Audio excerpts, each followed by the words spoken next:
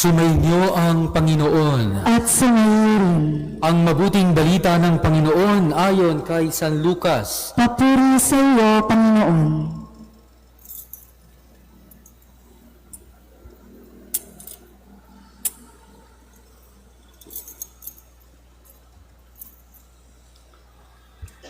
Noong panahong iyon, sinabi ni Jesus ang talinghagang ito sa mga taong ang tingin sa sarili matuwid at tumahamak naman sa iba. May dalawang lalaking pumanhik sa templo upang manalangin. Ang isa'y pariseo at ang isa namay publikano.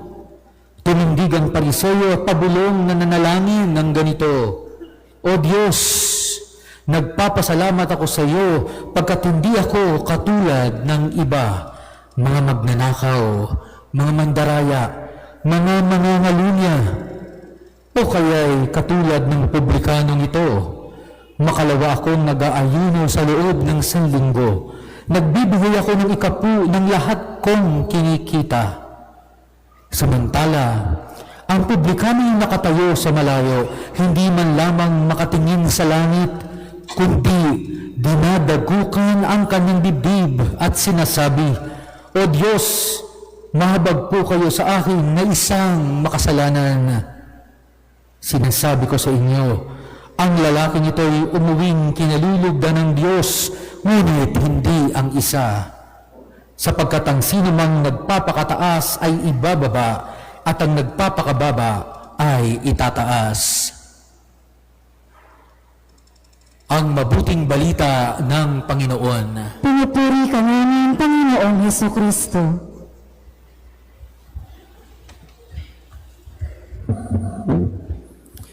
Isang magandang umaga po sa inyong lahat. Palapakan natin ang Panginoon. At tayo po ay nasa 30 linggo sa karaniwang panahon at ngayon ay sinasama natin sa ating panalangin ang lahat ng mga misyonero sa buong mundo. Kaya't meron po tayong bisita mula sa Vietnam, mula sa Indonesia, at siyempre Philippines. Yan, yung 3 po yan. At mamaya ipapakilala nila ang kanila sarili para mag-imbita sa atin pong lahat, lalo na dito sa parokya natin na baka mayroon tinatawag para sa bukasyon ng pagiging misyonero. Pero ngayon po, atin munang pagnilayan ang mga narinig nating mga pahayag ng mga salita ng Diyos. Kung maalala niyo po, noong nakalipas na linggo, sa pagbibigay sa atin ng talinghaga tungkol doon sa isang balo na lapit ng lapit, kinukulit yung isang masamang hukom dahil humihingi ng hustisya. At sinabi ng ating Panginoon na hindi bibiguin ng Panginoon ang isang dumadalangin araw-gabi. Yung nagdarasal, yung lumalapit sa Kanya araw-gabi. Sabihin niyo nga sa katabi ninyo, magdasal kang mabuti. So, ano nga ba ang kailangan nating disposisyon kung tayo po ay magdarasal?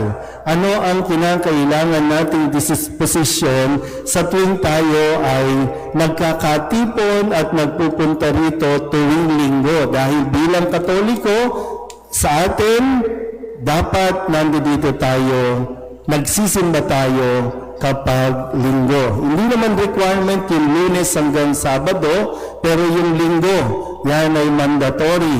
Yan ay dapat nating ginagawa.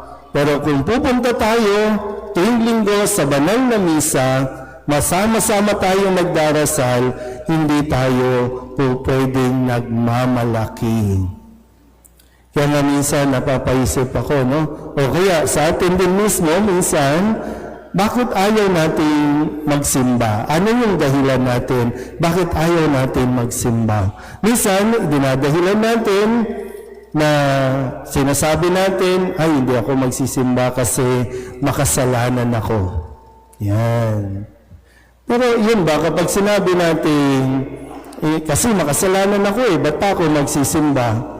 Yun ba ay tanda ng kababaang loob o humility?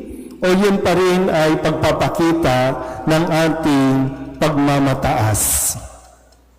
So, anong pinagkaiba ng mga nagpunta dito pero itinaas ang sarili doon sa mga ayaw namang magsimba dahil ang tingin nila hindi nila kailangan na magsimba kasi nga makasalanan sila. Kaya nga maganda po, no? Sa unang pagbasa na ipinahayag sa atin mula sa Aklat ni Sirach, ang sabi po dito, ang panalangin o ang dalangin na mapagpakumbaba, pakinggan niyo mabuti, no? Ang dalangin ng mapagkumbaba ay lumalampas sa mga ulap at hindi tumitigil hanggang dumarating sa kinauukulan at hindi humihinto hanggang di pinapansin ng kataas-taasan. So, gaya ng nasabi ko kanina, paano ba tayo magdasal? Kasi minsan kailangan natin tingnan din, no? Baka akala natin, pag nag-sign of the cross tayo, pag nagdasal tayo ng Ama namin, okay na, nagdasal na ako. Yun ba talaga yung dasal? Kaya, no, minsan pakiramdam na, bakit hindi dinidinig ng Diyos ang ating panalangin? Ang tagal-tagal ko nang inuulit-ulit yung dasal na ito. Ang tagal-tagal ko nang hinihingi yung dasal ko, yung request ko. Pero sa tingin niyo ba, lumapit ka sa Diyos nang may pagpapakumbaba o lumapit ka sa Diyos nang may pagmamataas? Meron kasi yung pag lumalapit ka, tumingi ka, na alam mo sa sarili mo na ito naman ay request lang. Kung ibibigay, salamat. Kung hindi, salamat pa rin. Kasi alam mo, re-request ka lang. Kaysa doon sa nagdarasal ka, pero sa isip mo, sa kalooban mo, nagdidiman ka. At gusto mo, ang Diyos ang makinig sa iyo, ang Diyos ang sumunod sa iyo. Kaya nga sa Ebanghelyo, muli pinapaliwanag na Jesus sa pamamagitan ng talinghaga nitong isang Pariseo at isang publikano. Paano magdasal? At sino ang kinalulugdan ng Diyos na paraan ng pagdarasal? Sabihin niyo nga sa katabi ninyo, huwag kang pabida. Ano ang kabaliktaran ng mapagkumbaba o humble? Mapagmataas. Ano pa yung isa? Yung pride. Nagiging pride na natin. May pinagmamalaki natin ang lahat ng achievements natin. Ipinagmamalaki natin yung mga bagay na sa tingin mo hindi mo kasalanan at kasalanan ng iba. Yan na sabi nung dito, no? Sabi ng publikano, Lord, no, Panginoon, buti na lang, hindi ako katulad ng iba. Diba? Eh ano ba yung katulad ng iba? Magnanakaw daw sila eh. Nangangalunya sila. Hindi sila nagbabayad ng tax. Kasi, no, sabi, pag nagbayad ng tax, kukunin din naman, nanakawin din naman. Hindi po ako ganun. No? Yun yung nilalaman, yun yung lumalabas sa bibig ng Pariseo. Hindi po ako ganun. Pero, ikinatawa ba ng Diyos? Parang, okay. No, sige, gusto mo yan. Sige, paglaban mo yan. Ituloy mo yan. Pero ang sabi kasi dito, umuwing mas kinalulugdan yung isang publikano na ang tanging dasal na ang lumabas sa kanyang bibig, O Diyos ko, patawarin mo ako, isang makasalanan. Kasi wala na eh.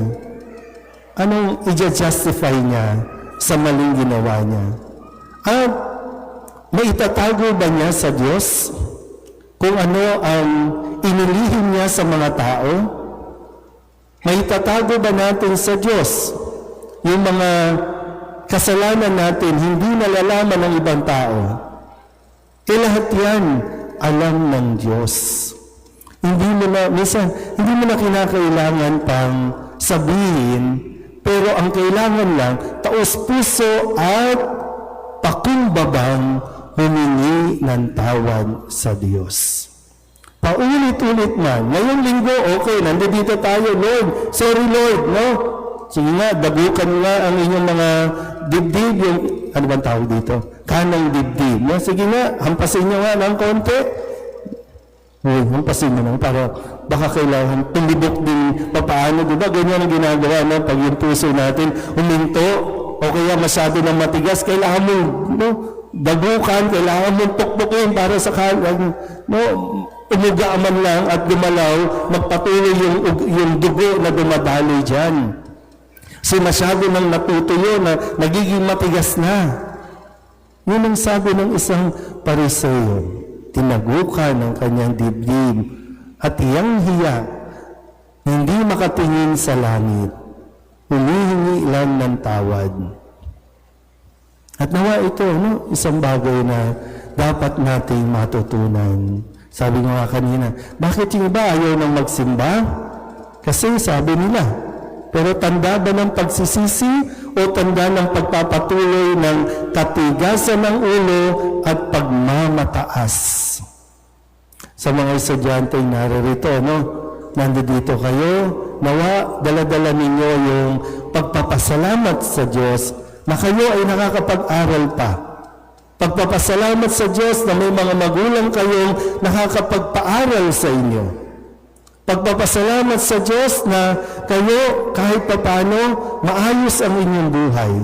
Pero hindi kinakailangan ipagyabang, hindi kinakailangan na ipangalandakan na yung iba hindi ko katulad. Kailangan natin matutunang mabuti kung paano magpakumbaba, lumapit ng may kababaang loob sa harapan ng Diyos. Kaya nawa, mamaya, paglabas din natin dito, no, matanggap din natin yung biyaya at yung malaman mo lang na pinakinggan ng Diyos ang iyong dalangin dahil nakita niya ang iyong puso ng punong-puno ng pagpapakumbaba. Amen?